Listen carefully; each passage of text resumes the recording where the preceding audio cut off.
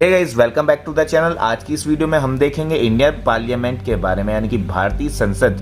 ठीक है। सो देखिए, कोई भी अगर गवर्नमेंट होती है तो गवर्नमेंट के 3 ऑर्गन्स होते हैं। किसी भी देश को अच्छे से रन करने के लिए 3 ऑर्गन्स बनाए जाते हैं। पहला होता है लेजिस्लेटिव ऑर्गन, दूसरा होता है एग्जीक्यूटिव ऑर्गन और तीसरा होता है जुडिशियरी ऑर्गन। इन तीनों के ही अलग अलग कार्य होते हैं। लेजिस्लेटिव जो ऑर्गन होती है, विधायिका बोलते हैं जिसे, इसका काम होता है कानून को बनाना। एग्जीक्यूटिव जिसे कार्यपालिका बोला जाता है, इसका काम होता है जो कानून बनाए गए हैं विधायिका ने, उस कानून का पालन करवाना, उस कानून को रेगुलेट करवाना। और जो जुडिशियरी है जिसे न्यायपालिका बोलते हैं, इसका कार्य बेसिकली ये होता है कि कुछ भी जो कानून बनाए गए हैं या उस कानून को किस तरीके से पालन उसका करवाया जा रहा है, उसको रेगुलेट करवाया जा रहा है। कहीं वो जो कॉन्स्टिट्यूशन है देश का, जो देश का संविधान है, उसके विरुद्ध तो नहीं किया जा रहा है। यानी कि वो सारे प्रोविजन, वो सारे प्रावधान जो हमारे देश के संविधान में लिखे गए हैं, कहीं ये उनको वायलेट तो नहीं करते। तो इसका काम होता है बेसिकली एग्जामिन करना अदर 2 ऑर्गन्स पे। तो जो आज का टॉपिक है हमारा पार्लियामेंट, ये एक क्या है, ये एक लेजिस्लेटिव ऑर्गन है। ठीक है। इंडिया का और किसी भी देश का जो पार्लियामेंट होती है, जैसे इंग्लैंड की पार्लियामेंट, वहां की लेजिस्लेटिव ऑर्गन है। और ये पार्लियामेंट का कॉन्सेप्ट हमने इंग्लैंड से ही लिया है। अब आपने बहुत जगह जो है ये वर्ड सुना होगा, वेस्टमिंस्टर मॉडल ऑफ गवर्नमेंट। तो आपकी जानकारी के लिए मैं आपको बता दूं, इसको वेस्टमिंस्टर मॉडल ऑफ गवर्नमेंट भी कहा जाता है पार्लियामेंट को। वो इसलिए क्योंकि ये मैंने आपको ऑलरेडी बता दिया, पार्लियामेंट्री फॉर्म ऑफ गवर्नमेंट हमने लंदन से ली है, हमने इंग्लैंड से ली है। और लंदन में एक जगह है जिसको वेस्टमिंस्टर बोलते हैं। So it is basically a place in London, therefore it is also known as Westminster model of government. अब चूंकि हम बात कर रहे हैं इंडियन पार्लियामेंट की, तो भारतीय संविधान में कुछ प्रावधान दिए गए हैं इंडियन पार्लियामेंट के बारे में। तो बेसिकली आर्टिकल 79 से लेकर आर्टिकल 122, जो कि पार्ट 5 का पार्ट है। ठीक है। आपको पता है कि हमारे भारतीय संविधान में टोटल कितने पार्ट्स हैं? देखिए, इनिशियली जब भारतीय संविधान बना था तब 22 पार्ट्स हुआ करते थे, 8 शेड्यूल्स यानी कि 8 अनुसूची हुआ करती थी और 395 अनुच्छेद यानी कि आर्टिकल हुआ करते थे। लेकिन अभी वर्तमान में, अभी प्रेजेंट में आप देखेंगे टोटल नंबर ऑफ पार्ट्स आपको 25 देखने के लिए मिलेंगे। और जो ये अनुसूचियों की लिस्ट है, ये भी टोटल 8 से बढ़ के 12 है। और ये जो अनुच्छेद हैं, आर्टिकल्स बोलते हैं जिसे, इसमें भी काफी इंक्रीमेंट हो गई है और आपको 460 465 के आसपास जो आर्टिकल्स मिलेंगे। एक बार आप चेक कर लीजिएगा और कमेंट बॉक्स में मुझे जरूर बताइएगा कि कितने अभी अब प्रेजेंट में जब आप देख रहे हैं तो कितने नंबर ऑफ आर्टिकल्स यहाँ पर हैं इंडियन कॉन्स्टिट्यूशन में। तो इन्हीं 25वें पार्ट में से जो 5वां पार्ट है वो डील करता है इंडियन पार्लियामेंट के बारे में। आर्टिकल है 79 से आर्टिकल 122 तक। और इन सारे आर्टिकल्स में भारतीय पार्लियामेंट यानी कि भारतीय संसद, इंडियन पार्लियामेंट के ऑर्गेनाइजेशन, कंपोजिशन, ड्यूरेशन, कौन कौन से जो ऑफिसर्स होंगे यहाँ पे, इन ऑफिसर्स को कैसे अपॉइंट किया जाएगा, उसका प्रोसीजर, विलेजेस मिलेंगे और इनके पास कौन कौन सी पावर होंगी। तो ये सारी जो चीजें हैं इस पूरे के पूरे पार्ट 5 में हमको पता चलती हैं। ओके। एंड एक रिक्वेस्ट करता हूं आप लोग से, जो कोई भी इस वीडियो को देख रहा है, प्लीज मेरे चैनल को सब्सक्राइब कर दे अभी के अभी, और इस वीडियो को लाइक कर दे अगर आपको समझ में आया है तो, और अपने दोस्तों और यारों के संग इसको शेयर कर दीजिए। तो चलिए, सबसे पहले हम ऑर्गेनाइजेशन देखेंगे पार्लियामेंट का। इसके 3 पार्ट्स होते हैं। पहला होता है प्रेसिडेंट, दूसरा है काउंसिल ऑफ स्टेट्स और तीसरा है हाउस ऑफ पीपल। इसी काउंसिल ऑफ स्टेट को बोलते हैं राज्यसभा, इस हाउस ऑफ पीपल को बोलते हैं लोकसभा। अब ये नाम कब पड़े? तो 1954 का वो टाइम था जब काउंसिल ऑफ स्टेट्स को दर्जा मिला राज्यसभा का, and in the same year house of people को भी लोकसभा नाम से जाना जाने लगा। राज्यसभा जो है इसे अपर हाउस बोलते हैं और लोअर हाउस को, और लोकसभा को लोअर हाउस बोलते हैं। तो मैं आशा करता हूं ये सारी चीजें आपको अभी तक समझ में आ रही होंगी। अगर आ रही हैं तो प्लीज मेरी वीडियो को लाइक करना ना भूलें और इस चैनल को सब्सक्राइब करना ना भूलें। अब और जानते हैं, लोकसभा जो है, लोकसभा को फर्स्ट चैम्बर नाम से भी जाना जाता है, यानी कि जो हाउस ऑफ पीपल है इसको फर्स्ट चैम्बर नाम से भी जाना जाता है। और वहीं पे जो राज्यसभा है, जो काउंसिल ऑफ स्टेट है, जिसे अपर हाउस भी बोलते हैं, इसे सेकंड चैम्बर नाम से जाना जाता है। अब ये जो है काउंसिल ऑफ स्टेट या कि राज्यसभा, ये रिप्रेजेंट करता है हमारे देश के जितने भी राज्य हैं, 28 राज्य हैं अभी प्रेजेंट पे, और 8 यूनियन टेरिटरीज हैं, इनको ये रिप्रेजेंट करता है। और वहीं पे जो लोकसभा होता है, जिसे लोअर हाउस बोला जाता है, जिसे हाउस ऑफ पीपल बोला जाता है, जिसे फर्स्ट चैम्बर भी बोला जाता है, तो ये रिप्रेजेंट करता है हम लोगों को, वी द पीपल, यानी कि people of India as a whole, people of India as a whole, यानी कि मुझको, आपको, आप सभी को, आपके आसपास जितने भी इस देश के जितने भी नागरिक हैं, उन सबको, सिटीजन। अब देखिए, मैंने आपको बताया था कि president is the member, president भी जो है इसका ऑर्गेनाइजेशन है पार्लियामेंट का, लेकिन ना तो ये काउंसिल ऑफ स्टेट का एक मेंबर है, ना ही ये हाउस ऑफ पीपल के मेंबर होता है, और ना ही ये जहाँ पे जो पार्लियामेंट हाउस है, इसमें दोनों हाउसेस बैठती हैं, लोकसभा और राज्यसभा, ना ही ये इनके बीच में बैठते हैं, इनकी मीटिंग्स को अटेंड करते हैं। बट फिर भी जो प्रेसिडेंट है, he is a integral part of parliament. और वो इसलिए क्योंकि जितने भी बिल्स बनते हैं पार्लियामेंट से जो पास होके आते हैं, वो फाइनली जो है अल्टीमेटली प्रेसिडेंट के पास ही जाते हैं उनकी कंसेंट के लिए। यानी कि प्रेसिडेंट अगर अपनी सहमति ना दें तो कोई भी बिल जो है वो एक्ट में बदलेगा ही नहीं, एक्ट में तब्दील होगा ही नहीं, कोई कानून बनेगा ही नहीं। Apart from this power, he also performs various functions such as proceedings of parliament, जैसे कि he summons and prorogues both the houses of parliament. तो ये मैं यहाँ पे आपको फंक्शंस बता रहा हूँ प्रेसिडेंट के with respect of parliament, with context of parliament. तो ये अगर आपसे कभी एग्जाम में पूछा जाए what are the functions of president, तो आप यहाँ पर ये लिख सकते हैं कि he is not a member of parliament, he is an integral part of parliament and he proceeds parliament as he summons parliament. सब पार्लियामेंट में दोनों ही हाउसेस आ जाते हैं, लोकसभा और राज्यसभा। ही also prorogues parliament and he dissolves Lok Sabha, यानी कि प्रेसिडेंट हैज द पावर कि ये लोकसभा को भंग कर सकते हैं, दोनों ही हाउस को एड्रेस भी करते हैं। अब आगे चल के आप देखेंगे जब कभी भी ये हाउसेस सेशन में नहीं होते हैं, लोकसभा और राज्यसभा, तो उस समय अगर मान लीजिए कोई ऐसी स्थिति आ गई जहां पे कानून बनाना अति आवश्यक है किसी चीज के लिए लेके, तो वहां पे प्रेसिडेंट के पास होती है ऑर्डिनेंस मेकिंग पावर। तो ये भी टाइप का क्या होता है, एक बिल ही होता है जो कुछ समय के लिए मान्य होता है। और जैसे ही एज सून ये दोनों हाउसेज जो हैं, हाउस ऑफ स्टेट और हाउस ऑफ पीपल, अपने सेशन में आ जाते हैं, कार्य करने लग जाते हैं, तो उस समय फिर ये जो ऑर्डिनेंस को देखा जाता है, ये उपयुक्त है, अगर है तो इसको एक्ट बना दिया जाता है, दोनों अपनी सहमति देके, हाउस ऑफ पीपल और हाउस ऑफ राज्यसभा, और उसके बाद फिर ये ऑल ओवर इंडिया लागू हो जाता है। ऐसे तो बनते ना एक्ट कोई भी, आपको पता है कि बिल पहले होता है, बिल पास होता है दोनों हाउसेस से, प्रेसिडेंट की सहमति ली जाती है, कंसेंट, और उसके बाद इट बिकम्स एन एक्ट, उसके बाद ये एक कानून बन जाता है।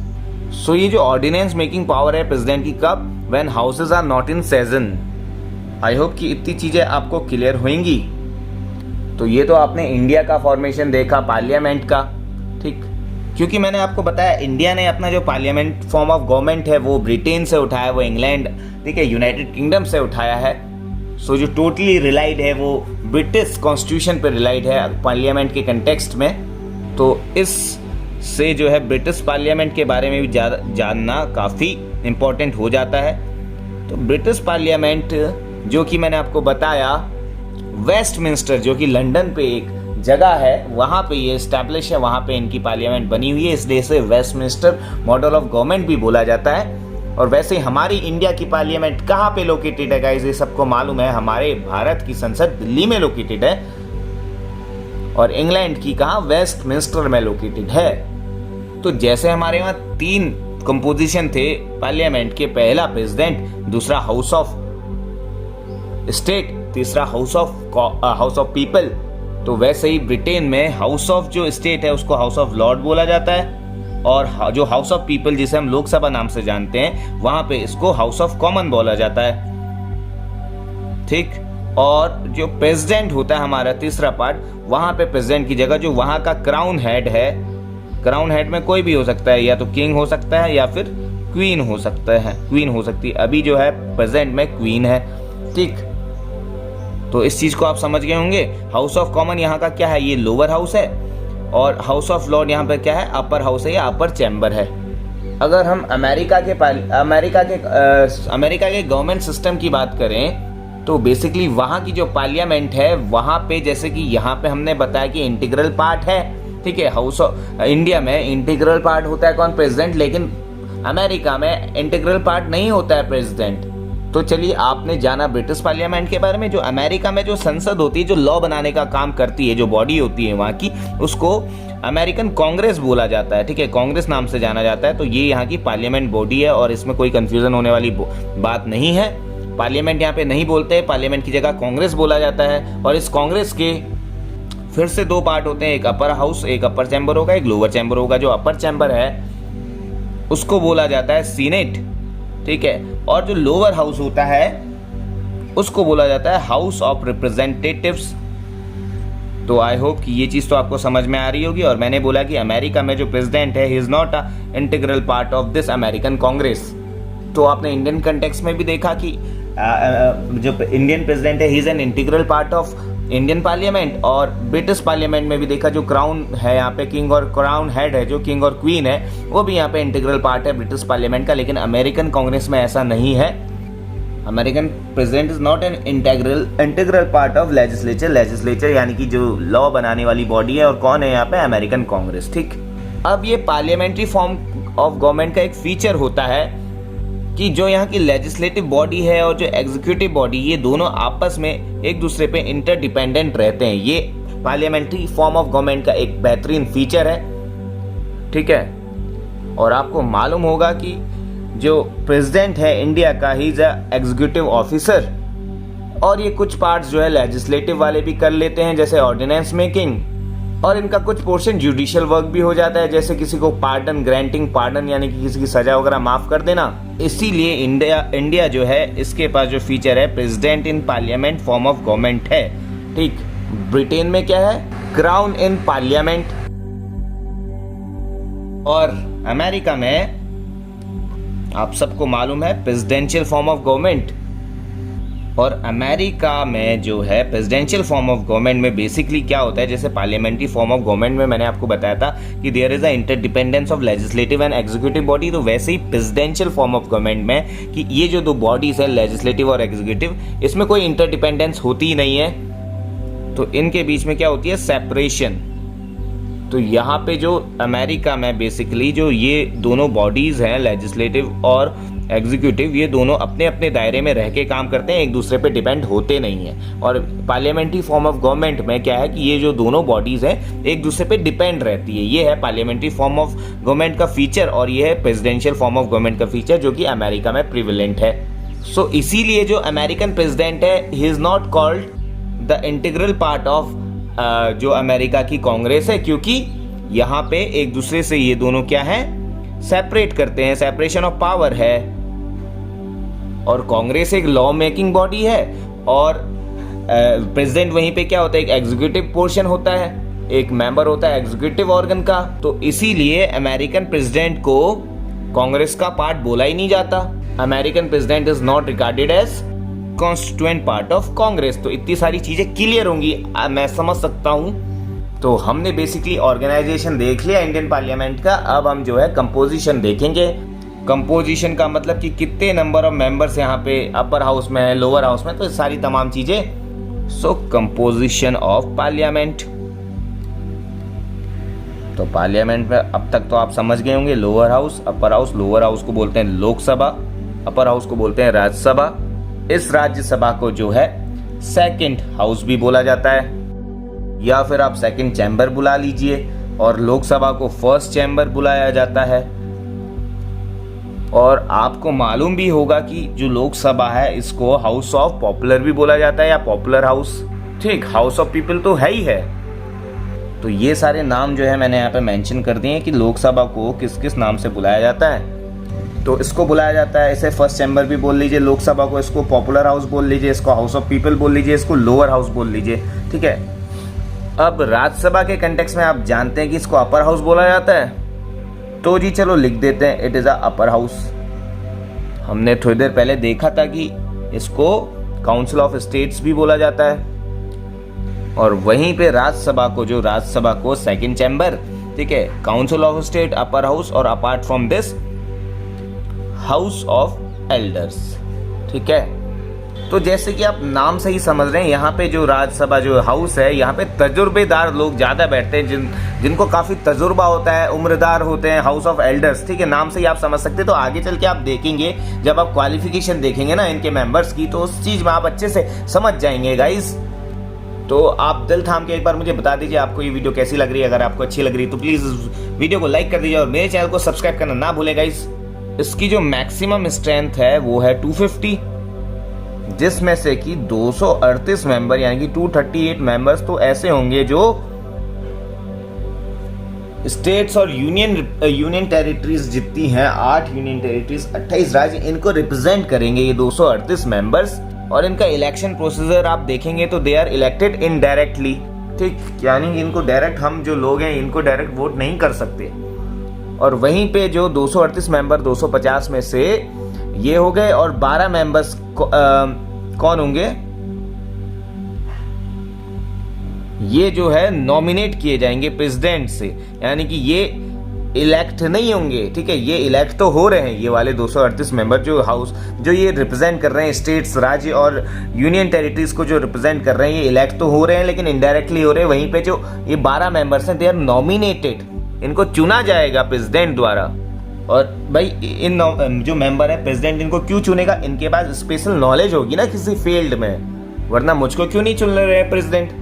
तो इनको स्पेशल नॉलेज होगी, एक प्रैक्टिकल एक्सपीरियंस होगा किसके फील्ड में, आर्ट में, लिटरेचर, साइंस और सोशल सर्विसेज, यानी कि समाज सेवी जो होते हैं, जो अपना काफी योगदान देते हैं इन सारे फील्डों में, इन सारे क्षेत्रों में। तो उनको माननीय राष्ट्रपति द्वारा इनको नियुक्त कर लिया जाता है, इनको नॉमिनेट कर लिया जाता है। ठीक है, इलेक्ट नहीं होते ये लोग।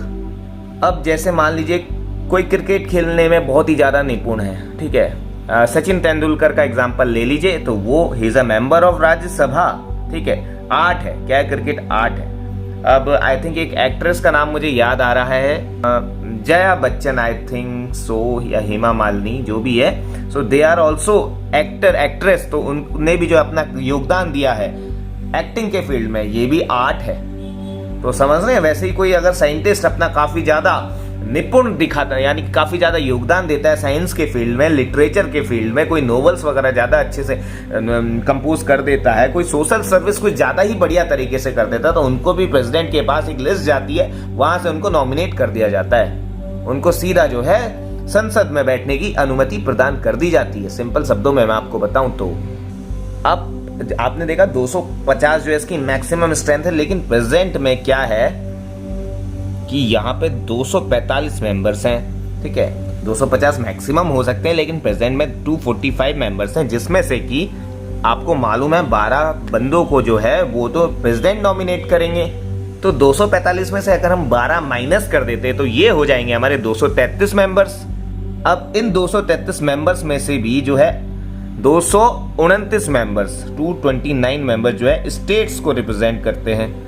ठीक है, यानी कि जो भारत के 28 राज्य हैं उनको रिप्रेजेंट करते हैं, और जो बाकी के प्लस 4 मेंबर्स हैं वो किसको रिप्रेजेंट करेंगे, यूनियन टेरिटरीज को। ठीक है, केंद्र शासित प्रदेश को। ये केंद्र शासित प्रदेश ऐसे होते हैं जहां पे सेंट्रल गवर्नमेंट डायरेक्ट अपना यहाँ पे रूल करती है, गवर्नर रखती है। ठीक है, और चीफ मिनिस्टर, लेजिस्लेटिव, यानी कि यहाँ पे चुनाव वगैरह भी होते हैं। ठीक है, डिपेंड करता है, आगे चल के आपको सारी चीजें मैं क्लियर कर दूंगा। तो ये चीज देखिए, और जो बाकी 233 के अलावा जो 12 मेंबर्स हैं आपको मैं बता ही चुका हूं, they will be nominated by the president. ठीक, सो इनको they will be nominated by president. ठीक है, राष्ट्रपति द्वारा इनका सिलेक्शन होगा। ठीक, किस बेसिस पे, इन सारे फील्ड्स के बेसिस पे। अब भाई कितनी स्टेट्स में कितने मेंबर्स होंगे, तो ये इस चीज का निर्धारण कहां पर किया गया है, जो हमारी शेड्यूल 4 है ना, जैसे मैंने आपको बताया था कि at present there are 12 schedules in Indian constitution, तो उसके 4th शेड्यूल पर लिखा गया है साफ साफ कि कितने स्टेट्स को कितनी सीट्स मिलेंगी, एलोकेशन ऑफ सीट्स की बात की है बेसिकली शेड्यूल 4 में। ना ही सिर्फ स्टेट्स को, और जो यूनियन टेरिटरीज है उनके लिए भी ये चीज निर्धारित है। वहां पर काफी मेहनत लगती है गाइस। सो प्लीज़ इस बेचारे की इस मेहनत पे एक लाइक कर दीजिए और मेरे चैनल को सब्सक्राइब कर दीजिए और इस वीडियो को शेयर कर दीजिएगा, इस फैला दीजिए, फैला आग लगा दीजिएगा इस।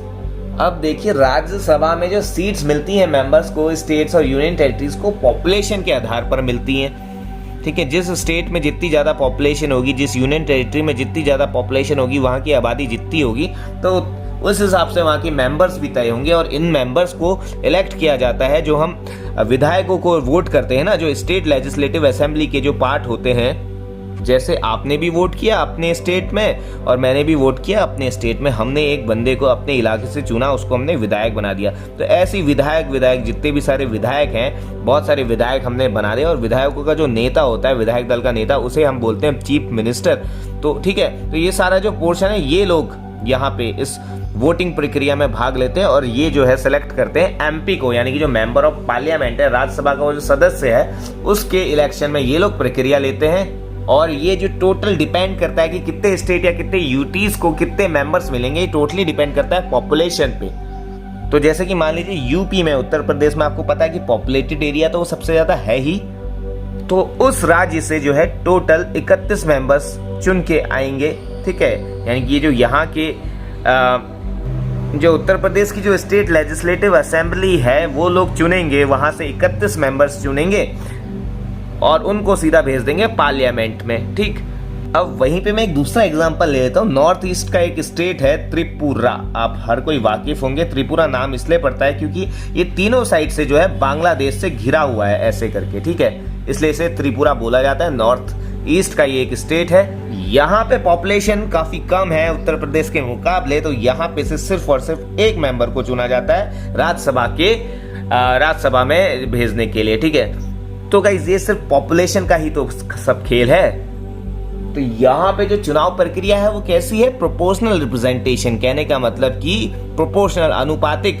ठीक है, यानी कि जितनी ज्यादा जो यहाँ पे मेंबर्स, जितनी ज्यादा पॉपुलेशन है, उसके हिसाब से यहाँ पे इनको नियुक्त किया जाएगा। वहीं पे अगर हम अमेरिका के बारे में अगर आप जानते हैं, वहां पे जो ये जो अपर हाउस होता है, जिसे हम राज्यसभा इंडिया में बोलते हैं, वहां पे हम सीनेट बोलते हैं। तो सीनेट पे पॉपुलेशन पे ऐसा डिपेंड नहीं है, हर एक स्टेट से जो है वहां पे 2-2 मेंबर्स आते हैं। ठीक है, यानी कि हर एक, या टोटल आपको पता है अमेरिका में 50 स्टेट्स हैं, तो 50 में से हर स्टेट में से 2 मेंबर आएंगे, तो टोटल मेंबर्स कितने हो गए यहाँ पे? 100 मेंबर्स हो गए। तो ये वाली चीज है, इसे बोलते हैं प्रोपोर्शनल रिप्रेजेंटेशन सिस्टम। और एक कॉन्सेप्ट आपने सुना होगा, सिंगल ट्रांसफरेबल वोट, यानी कि एक पर्सन जो है, यानी कि मैं जो है सिर्फ एक वोट दे सकता हूं अपने पसंद के किसी भी व्यक्ति को, सिर्फ एक बार चुन सकता हूं। तो ये था सारा खेल मेंबर्स को चुनने का, जो कि स्टेट को रिप्रेजेंट कर रहे हैं। वहीं पे अगर हम यूटी की बात कर रहे हैं, तो यूटी में जितने भी मेंबर्स जो चुने जाते हैं उसको देखते हैं। यूटी मतलब यूनियन टेरिटरी, मतलब केंद्र शासित प्रदेश। तो देखिए, सेम जैसे स्टेट में होता है ना, स्टेट के रिप्रेजेंटेशन के लिए चुना जाता है, तो वैसे यूनियन टेरिटरीज में भी होता है। दे आर इनडायरेक्टली इलेक्टेड, इनको इलेक्टोरल कॉलेज द्वारा नियुक्त किया जाता है। और ये जो सिस्टम है प्रोपोर्शनल रिप्रेजेंटेशन सिस्टम, ये तो मैं आपको समझा ही चुका हूँ। सिंगल ट्रांसफरेबल वोट, ये भी मैं आपको समझा चुका हूँ।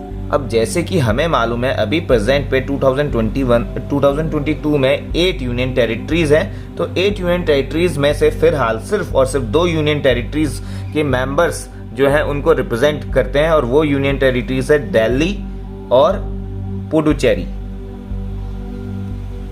ठीक है, पुडुचेरी या पौंडीचेरी। तो ये चीज आपको समझ में आ रही है? अगर आ रही है तो प्लीज कमेंट में मुझे जरूर बताइएगा कि आपको कैसे समझ में आया और कितना समझ में आया। ठीक है, अब मैंने बोला कि यहाँ पे भी जो है प्रोपोर्शनल रिप्रेजेंटेशन सिस्टम होता है, यानी कि जितनी ज्यादा पॉपुलेशन या जितनी कम पॉपुलेशन, उसके आधार पे यहाँ पे मेंबर्स नियुक्त किए जाते हैं। अब दिल्ली तो आप जानते हैं एनसीटी, नॉन कैपिटल टेरिटरी। ठीक है, तो इसमें जो है पॉपुलेशन अच्छी खासी है, काफी ज्यादा है। और पुडुचेरी में भी ठीक है, ठीक ठाक पॉपुलेशन है। और वहीं पे जो बाकी के जो 8 यूनियन टेरिटरीज हैं, उनके मैं नाम आपको बता दूं, तो ये देखिए, Lakshadweep, Andaman and Nicobar island, Daman and Diu and Dadar and Nagar Haveli, अब जो है एक ही यूनियन टेरिटरी है, पहले अलग अलग हुआ करते थे। चंडीगढ़, तो ये 4 हो गई। और साथ में आपको पता है अभी 2 नई यूनियन टेरिटरी बनी है, जो कि लद्दाख और union territory of Jammu and Kashmir. ठीक है, ये दोनों भी यूनियन टेरिटरी है। तो ये हो गई 6 और 2 ये है, एक है दिल्ली और एक है पुडुचेरी। तो कहने वाली बात यह है कि इन 8 यूनियन टेरिटरीज में से सिर्फ ये जो 2 यूनियन टेरिटरी है, दिल्ली और पुडुचेरी, इनमें से जो है मेंबर्स को रिप्रेजेंट किया जाता है राज्यसभा में, ये रिप्रेजेंट करते हैं। और बाकियों को इसलिए नहीं किया जाता है क्योंकि कंपैरेटिवली इन दोनों के हिसाब से बाकियों में जो है पॉपुलेशन काफी कम है, ठीक है, इन दोनों के कंपैरिजन में, तो इसलिए यहाँ पे जरूरत नहीं पड़ती।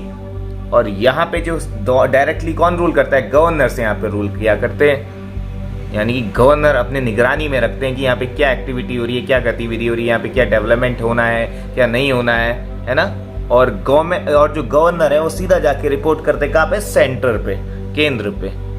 तो सरकार की तरफ से गवर्नर यहाँ का प्रतिनिधित्व करते हैं। तो ये तो हमने बात कर ली कि स्टेट में से कितने रिप्रेजेंटेटिव्स हैं और यूनियन टेरिटरीज में से कैसे रिप्रेजेंटेशन होते हैं। तो चलिए अब मैं 28 के 28 राज्य यहाँ पर लिख देता हूँ और फिर जो है उनमें बताएंगे कि कितने कितने मेंबर्स यहाँ पे हैं राज्यसभा में। तो चलिए शुरू करते हैं।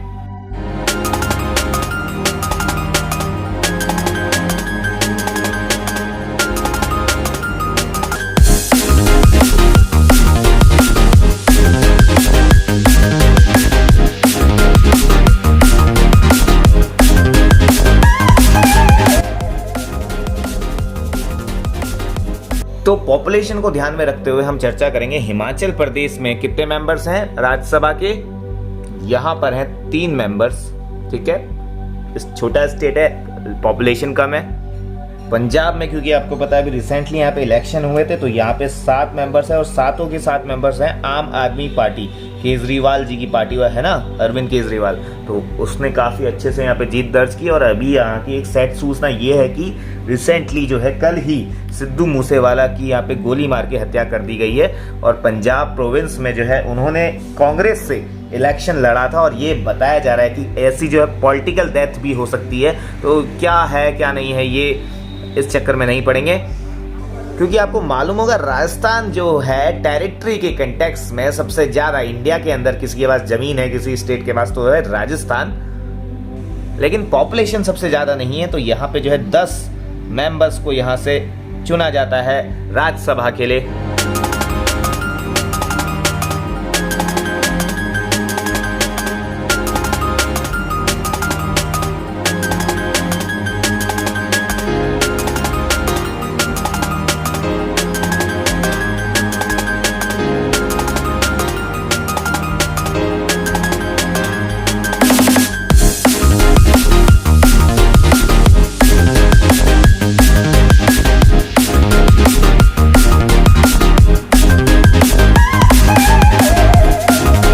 में सिर्फ 1 मेंबर, क्योंकि देखिए ये है ना गोवा एक छोटा सा स्टेट है, पॉपुलेशन भी कमी है। मध्य प्रदेश 11, महाराष्ट्र 19 और अभी तक उत्तर प्रदेश के बाद दूसरे नंबर में आता है यहाँ पे जो है, ठीक है, 19 मेंबर से रिप्रेजेंट करते हैं। और तीसरे नंबर पे तमिलनाडु, ठीक है, वहां से 18 मेंबर्स, असम से 7 मेंबर। अब ये नॉर्थ ईस्ट स्टेट यहाँ से शुरू हो जाते हैं। तो जहां जहां जिन स्टेट पे सिर्फ 1 मेंबर है उनके जो रिप्रेजेंटेटिव है उनके नाम भी यहाँ पे मैं आपको बता दूंगा। तो गोवा से जो है, गोवा से रिप्रेजेंट करते हैं विनय तेंदुलकर। बाकी के नॉर्थ ईस्ट स्टेट यहाँ पे लिख लेते हैं।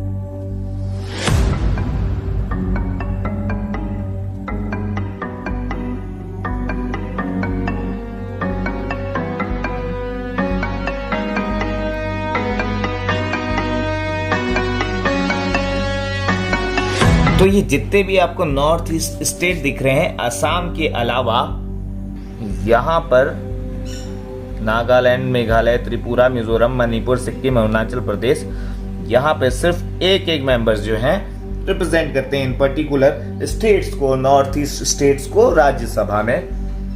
तो इनमें से कुछ के नाम तो मैं बता देता हूं, जैसे अरुणाचल प्रदेश को रिप्रेजेंट करते हैं नाबम रेबिया, सिक्किम को हिसे लाचुंगपा, मणिपुर को ले सांबा साना जोपा, मिजोरम को के कुमारी वन लिवीना, मेघालय को वन वेरोए खाल रुखी, प्रोनाउंस करने में थोड़ी प्रॉब्लम हो रही है, खाल रुखी, और नागालैंड को रिप्रेजेंट करते हैं एस फेंगोन, क्या है ये, खोनियाक। तो आप अगर इनको कैलकुलेट करेंगे तो यहाँ पे एक चीज मैं बताना भूल गया, हरियाणा में से जो है 5 मेंबर रिप्रेजेंट करते हैं, ठीक है, हरियाणा को राज्यसभा में। तो इन अगर टोटल आप इनका जो है अगर एडिशन करेंगे तो आपको जो है नंबर ऑफ मिल जाएगा, number of members in Rajya Sabha. तो वही नॉमिनेटेड मेंबर्स का जो रिप्रेजेंटेशन होता है, मैंने आपको बताया कि 12 मेंबर्स जो हैं वो प्रेसिडेंट चुनता है और वो उन पीपल्स को चुना जाता है जिनके पास स्पेशल नॉलेज होती है और प्रैक्टिकल एक्सपीरियंस होता है किसके फील्ड में, आर्ट, लिटरेचर, साइंस और सोशल सर्विस। और ये चीज आपको यहाँ पे ध्यान रखनी है कि जो अमेरिकन के सीनेट्स होते हैं, ठीक है, यानी अमेरिका का जो अपर हाउस है वहां पे कोई नॉमिनेटेड मेंबर होता ही नहीं है।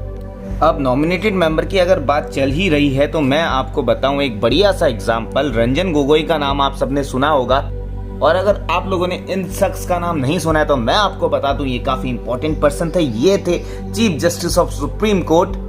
ये बिलोंग करते हैं आसाम से, और आसाम में इनका जो गृह जिला है, होम डिस्ट्रिक्ट, वो है कामरूप। चलिए एक टास्क मैं आपको और देता हूं, असम स्टेट में टोटल नंबर ऑफ डिस्ट्रिक्ट्स कितने हैं ये मुझे कमेंट सेक्शन में बताइए। इनके अगर जुडिशियल एक्सपीरियंस की मैं बात करूं तो 10 साल ये जो है जज रहे हैं गुवाहाटी हाई कोर्ट में। उसके बाद इन्होंने सर्व किया है पंजाब और हरियाणा का जो एक कॉमन कोर्ट है चंडीगढ़ हाई कोर्ट, वहां पर इन्होंने सर्व किया है 2.5 साल, 2.5 ईयर्स। ठीक है, ये जो 2 स्टेट्स हैं पंजाब और हरियाणा, इसकी कैपिटल है चंडीगढ़, ठीक है। सो यहीं पे यहाँ की हाई कोर्ट है चंडीगढ़ हाई कोर्ट, और यहाँ पे इन्होंने 2.5 साल जो है सर्व किया हुआ है। फिर after serving 2.5 years as a जज in this Chandigarh high court, ये जो है 6 years के लिए सुप्रीम कोर्ट में ही सर्व्ड एज अ जज, और 6 साल यहाँ पे सर्व करने के बाद एज अ जज then he became chief justice of supreme court, chief justice of India, यानी कि भारत के मुख्य न्यायाधीश। अगर आप भी बनना चाहते हैं चीफ जस्टिस ऑफ इंडिया तो नीचे कमेंट सेक्शन में बताइए, और मेरी वीडियोस को देखें तो आप पक्का बन जाएंगे गाइस। तो चलिए अब जल्दी से बात कर लेते हैं कंपोजिशन ऑफ लोकसभा की। लोकसभा जिसे हाउस ऑफ पीपल के नाम से भी जाना जाता है, तो इसकी मैक्सिमम स्ट्रेंथ होती है 552, और इस 552 मेंबर्स में से स्टेट और यूनियन टेरिटरीज में को कितने कितने मेंबर्स रिप्रेजेंट करते हैं वो देखेंगे। तो इनमें से 530 मेंबर्स जो हैं 552 में, ये तो हो गए representative of states. In 552 members में से 20 मेंबर ऐसे हैं जो कि यूनियन टेरिटरी, केंद्र शासित प्रदेश को रिप्रेजेंट करते हैं। तो 530 और 20 550, बचे 2 मेंबर्स ये जो हैं ये नॉमिनेट होते हैं प्रेसिडेंट द्वारा। ठीक है, ये चीज क्लियर है। और प्रेसिडेंट द्वारा ये जो 2 मेंबर्स हैं ये कहां से बिलोंग करते हैं, एंग्लो इंडियन कम्युनिटी। तो अब आप लोग का ये काम है कि एंग्लो इंडियन पर्सन कौन होता है, इसको जल्दी से कमेंट सेक्शन में भर दीजिए, अपने अपने सुझाव दीजिए। इसमें काफी कंफ्यूजन होती है, तो मैं आपके आंसर्स जानना चाहता हूं। तो ये तो जनरली इस लोकसभा का कंपोजिशन है, लेकिन एट प्रेजेंट अगर अभी हाल की बात करें, अभी जो मैक्सिमम स्ट्रेंथ है लोकसभा की 545 मेंबर्स की है, जिनमें से स्टेट को रिप्रेजेंट करते हैं उनकी संख्या तो 530 ही है, लेकिन जो यूनियन टेरिटरीज को रिप्रेजेंट करते हैं उनकी संख्याओं में बदलाव है, वो 20 की जगह यहाँ पे 12 है। तो ये हो गए टोटल 542, नहीं सॉरी 12 नहीं 13 है, टोटल हो गए 543, क्योंकि 2-3 बच जाएंगे ना, 3 तो होते ही नहीं, 2 रिप्रेजेंट करता है, 2 नॉमिनेट किया जाता है प्रेसिडेंट के द्वारा, और वो 2 होते हैं एंग्लो इंडियन कम्युनिटी के। ठीक है, तो ये चीज समझ में आ रही है। और अब ये भी आपका टास्क है कि ये जो 2 एंग्लो इंडियन मेंबर्स हैं अभी करंट लोकसभा में, ठीक है, जो जिनको नॉमिनेट किया गया उनका नाम क्या है। अब यहाँ पे थोड़ी इनकी जो है रिप्रेजेंटेशन ऑफ स्टेट और रिप्रेजेंटेशन ऑफ यूनियन टेरिटरी की प्रक्रिया देख लीजिए। तो रिप्रेजेंटेशन ऑफ स्टेट यानी कि जो स्टेट्स को रिप्रेजेंट करेंगे उनको यहाँ पर आपने लास्ट टाइम देखा था राज्यसभा पे तो इधर पहले कि वहां पे इनडायरेक्टली इलेक्ट होते थे, लेकिन यहाँ पे जो है डायरेक्टली इलेक्शन होता है, यानी कि वी द पीपल, हम चुनते हैं, हम वोट करते हैं। तो ये एक इंपॉर्टेंट लाइन यहाँ पर हो जाती है। अब यहाँ पे जो लोग देख रहे हैं जिन्हें पता है कि भाई यूनिवर्सल एडल्ट फ्रेंचाइज से होती है, ये क्या हमको बताएगा, हमें तो पहले से पता है। तो इसका मतलब आप सबको पता है कि यूनिवर्सल एडल्ट फ्रेंचाइज का मतलब होता है कि वो व्यक्ति जो 18 साल या 18 साल से ऊपर का है वो वोट कर सकता है, हर एक व्यक्ति, लेकिन शर्त ये है कि उसको किसी भी लॉ से डिस्क्वालीफाई ना किया गया हो, किसी भी प्लेस से डिस्क्वालीफाई ना किया हो गया इंडियन टेरिटरी पे वोट देने से। अब जैसे कि एग्जाम्पल मैं बताऊं कि बहुत सारे, जैसे विजय माल्या का एग्जाम्पल मैं बताऊं तो वो जो निकला देशद्रोह निकला, गद्दार निकला, तो उसने क्या किया, वो बेसिकली हो गया बैंकरप्ट और भाग गया लंदन। तो अब यहाँ पे क्या होगा, अगर वो यहाँ इंडिया पे आते तो क्या उसे अधिकार होगा वोट देने का? जी नहीं, बिल्कुल, because he is disqualified by law.